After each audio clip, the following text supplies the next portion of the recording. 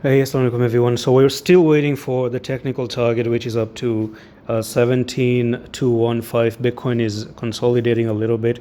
So one comment I'm going to give you is a general knowledge that on Tuesdays and Mondays, normally the market does tend to take stop losses, and Wednesdays, Thursday, especially on a Thursday, the market may be very good. Normally on Thursdays, you're going to see the market pumping up, following by Fridays, and then Saturday, Sunday becomes a little bit slow, and it's almost like a break time during the weekends.